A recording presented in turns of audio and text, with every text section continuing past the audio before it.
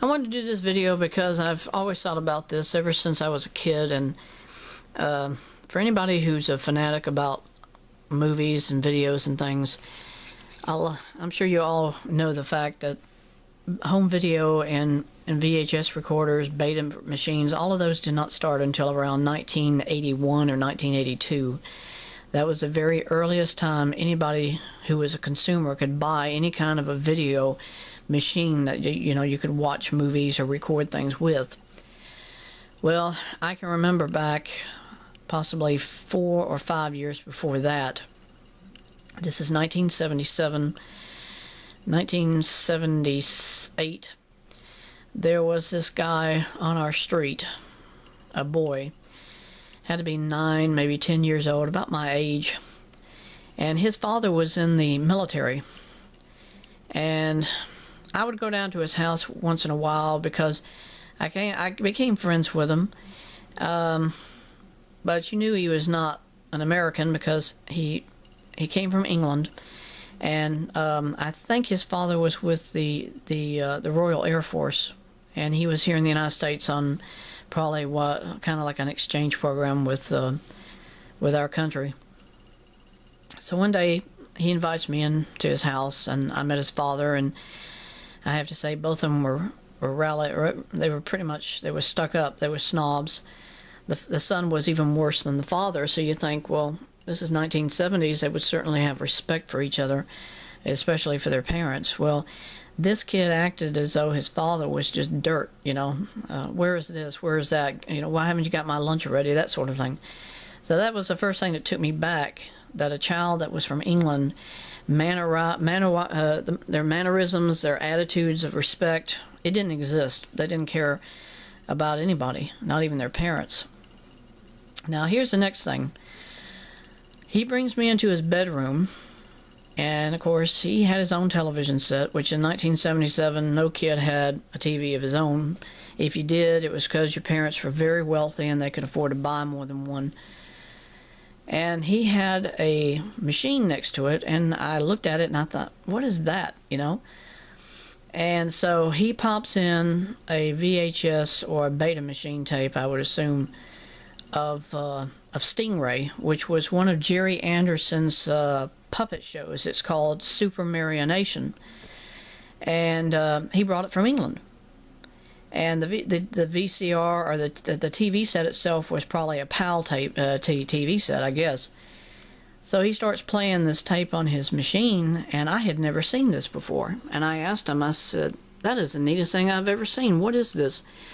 So he tries to explain to me in layman terms what it was, that it was a machine that could actually play tapes, of pre-recorded programs. And I kept thinking, where do I get one of these? And he says, oh, you can't get it here in the United States. They don't make them here. He said, only place you could get any kind of a machine that played pre-recorded tapes or videos was in England or in Europe. Europe was already selling them, he said, and you couldn't get them here in the United States. And that was true, because after I saw that machine, I went out with my parents one day and I started looking for them. They said, there is no such thing. What are you talking about? So what he had said was true. There was never anything like that before. And as far as I could tell, for 4 or 5 years, nothing was ever made like that. And so, anyway, getting back to this boy, he was so snotty and stuck up that when I started asking him, do you have any other tapes? I really don't care for this show. He was like, well, I guess you don't care to watch any of it. So he shuts the machine off and the TV off, and his father came into the room and he says to me, what's the matter? Why are y'all not getting along with each other? So his son says, oh, he didn't like Stingray. So his father got as adamant and arrogant as he did and says, well, I'm sorry, you're going to have to leave, because if you don't like what my son likes to watch on TV, there's no reason for you to be here. So I left.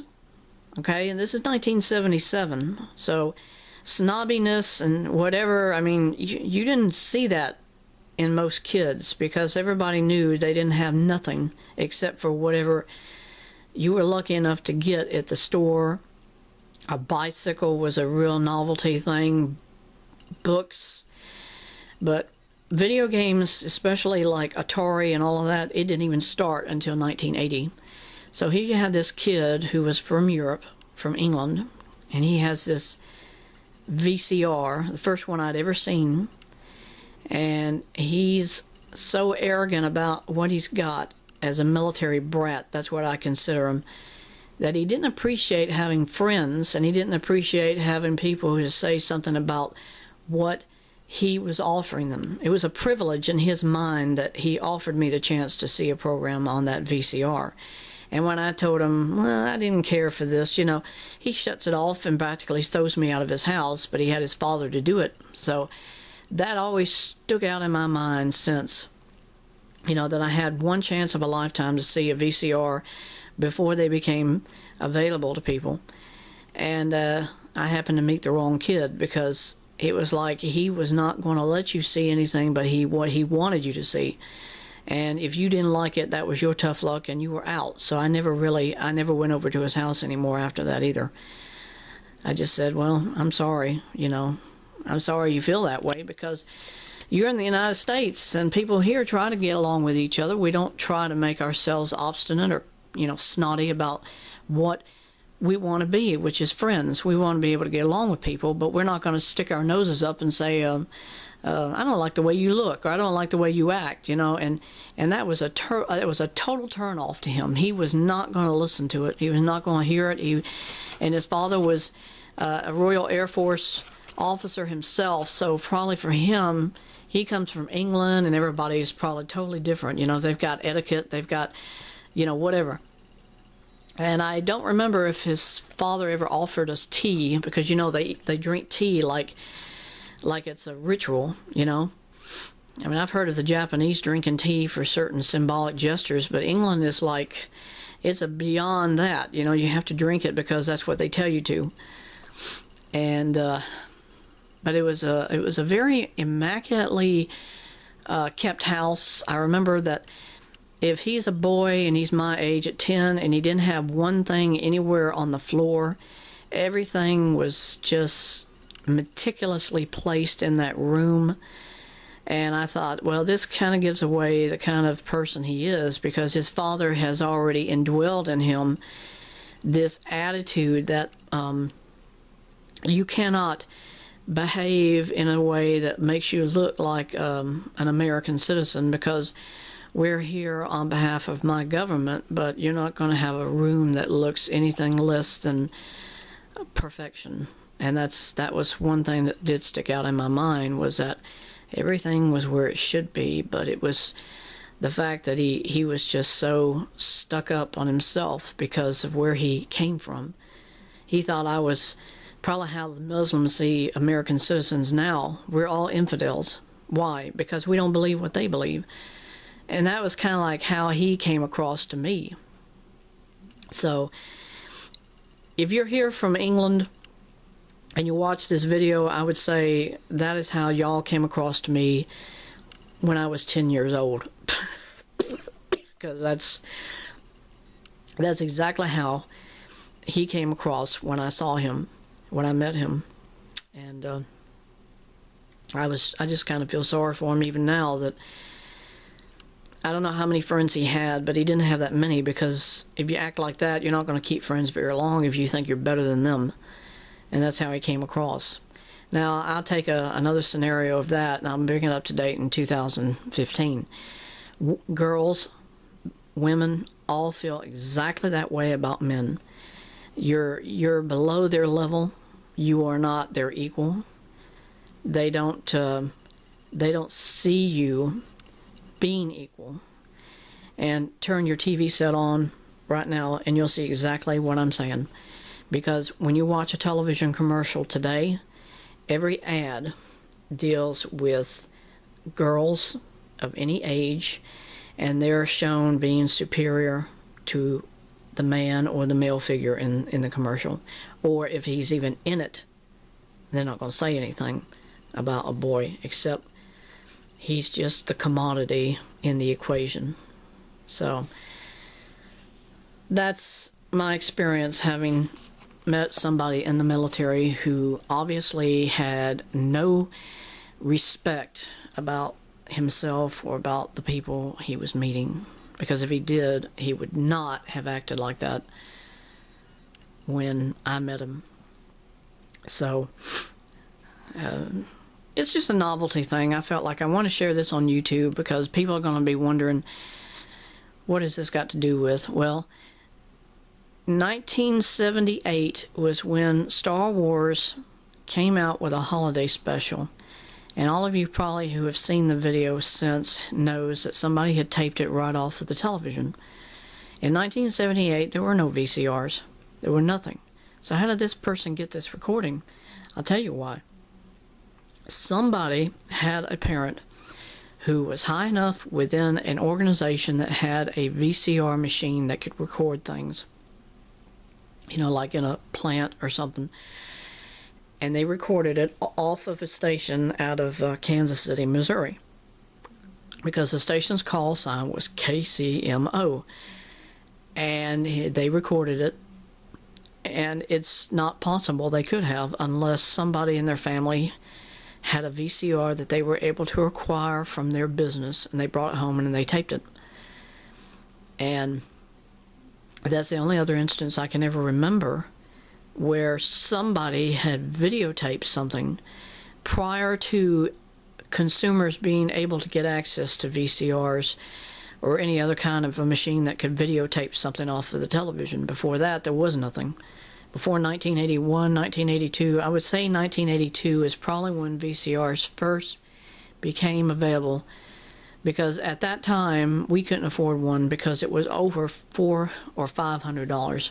The first VCR that ever was made available to the consumer was very, very expensive compared to now. You know, you can buy a VCR for probably less than $5 at Goodwill. Well, the first VCRs that ever came out were so new on the market that they had them at a price above $400 to $500 a piece. And it's just hard to believe it cost that much, but it did cost that much.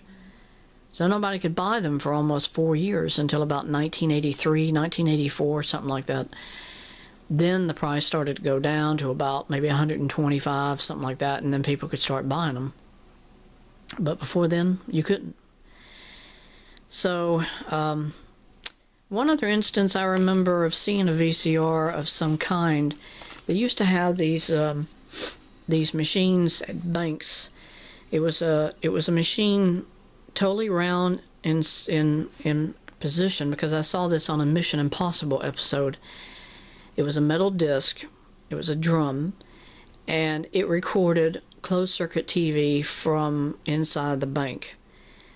And I guess it just recorded on the drum, because it was metal, with probably a magnetic strip around it, and it would record so many hours, and then they probably would just erase it and then re-record it on there again.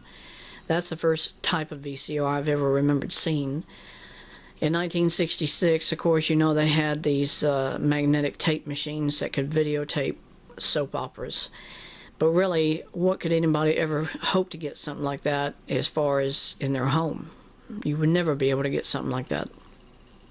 So, that in a nutshell is the experience of when I first saw a VCR, who had it, what kind of programs he could tape, which were none, because his system was PAL, so he couldn't record nothing from NTSC here in the United States.